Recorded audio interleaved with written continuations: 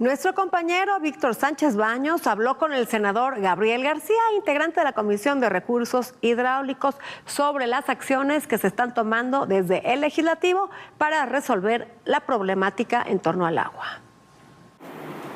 El agua. Si no hay agua, no hay vida. Y es importante cuidarla para que todos podamos tener bienestar. La falta de agua nos lleva a sequías, hambruna y sobre todo muerte. ¿Cómo cuidarla? ¿Cómo lograr ese objetivo? De eso vamos a platicar con el senador Gabriel García Hernández, miembro de la Comisión de Recursos Hidráulicos del Senado de la República. Primer acto de conciencia. Reconocer que el agua un día puede terminarse si nos cruzamos de brazos. En el país tenemos más de 670 acuíferos principales en donde está la principal reserva de agua dulce en México.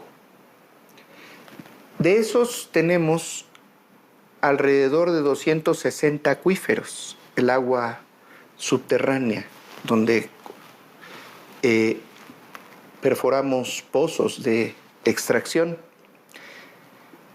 Y en esos 260 acuíferos se vive la sobreexplotación. ¿Qué significa?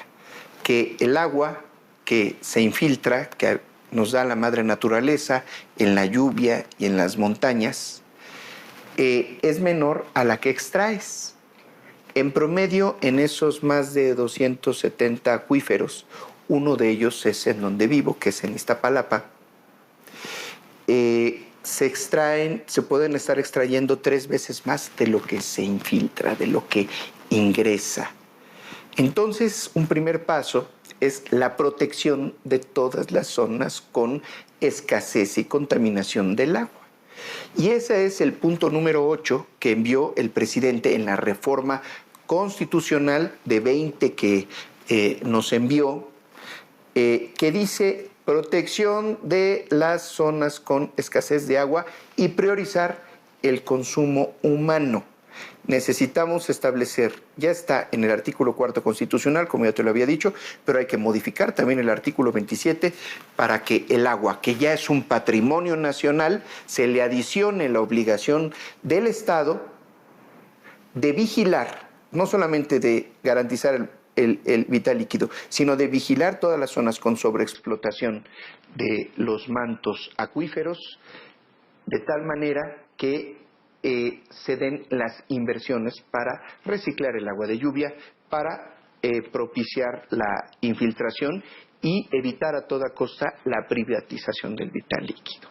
Una vez que tengas esa modificación constitucional, entonces hay que dar paso a lo que tiene detenido nada más y nada menos que 10 años, que es una nueva Ley General de Aguas.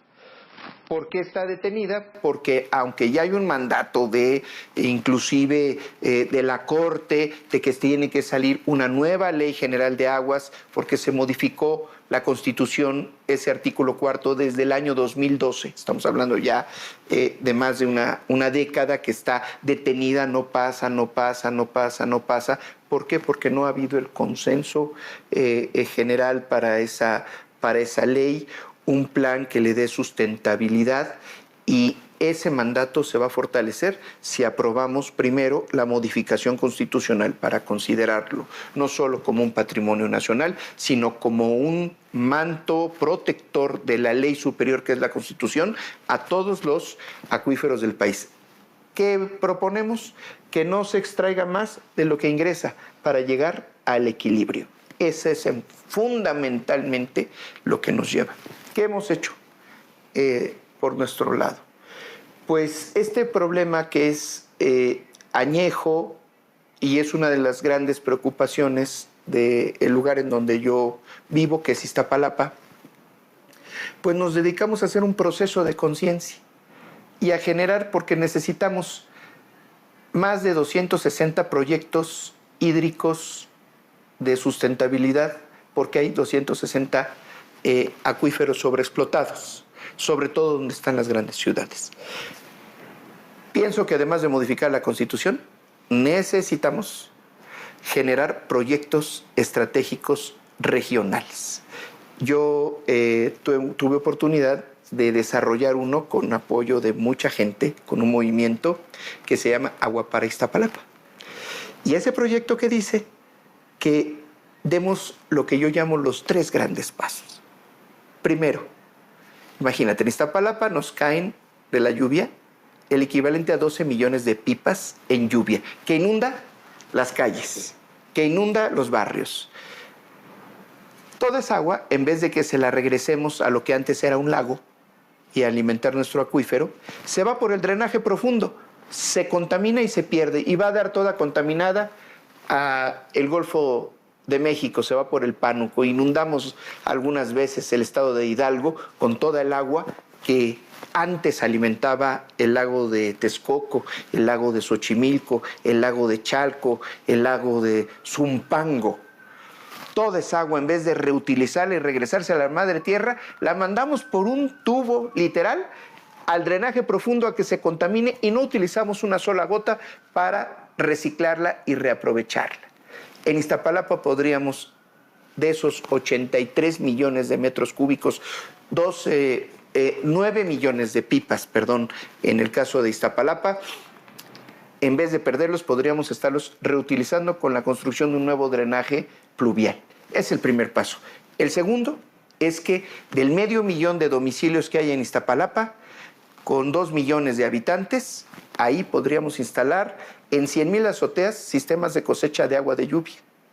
Sustituir las pipas con una inversión en los techos de las azoteas que junten de 35 a 60 tinacos en tiempo de lluvia, y eso evite que estemos sobreexplotando, sacándole cada vez más agua a nuestro acuífero a través de los pozos. Y la más importante, la que ya puedes empezar desde ahora: ahorrar agua en las casas. Hay que tomar decisiones. Yo hablo de 260 proyectos estratégicos porque hay 260 acuíferos con sobreexplotación. Empecé con uno, que es el de nosotros, y efectivamente requiere una inversión de un nuevo drenaje pluvial, pozos de absorción, plantas de tratamiento, mejorar todas las tuberías, porque ahí se va el 40% de la pérdida, es por las fugas que hay, que no se han cambiado la red primaria desde 1960, y la que ya tenemos que empezar, una nueva cultura de uso del agua. Es importante en México racionalizar el agua, sobre todo en los grandes centros poblacionales. El caso concreto de la Ciudad de México, tenemos lugares, por el caso de Iztapalapa, una alcaldía que ancestralmente ha tenido carencias importantes, sobre todo en las temporadas de calor. Llevar el agua es ahorrar agua, y al mismo tiempo lo lograremos con 2 caminos: destinar recursos financieros para una nueva red de distribución de agua potable y para lograr captar el agua de lluvia, y por otra parte con una gran concientización de la población. Eso es una responsabilidad que debemos compartir, gobierno y ciudadanía.